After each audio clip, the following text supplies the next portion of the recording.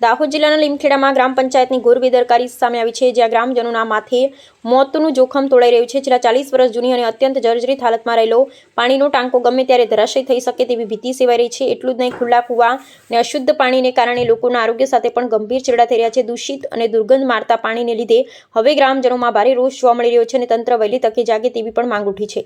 લીમખેડા ગ્રામ પંચાયત વિસ્તારમાં પીવાના પાણીની સમસ્યા હવે ગંભીર સ્વરૂપ ધારણ કર્યું છે।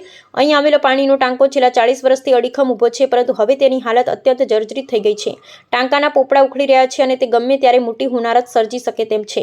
સ્થાનિકોનો આક્ષેપ છે કે પંચાયત તંત્રને વારંવાર રજૂઆત કરવા છતાં કોઈ નક્કર કામગીરી કરવામાં આવતી નથી। બીજી તરફ જે કૂવામાંથી પાણી પૂરું પાડવામાં આવે છે તે કૂવો પણ અસુરક્ષિત છે।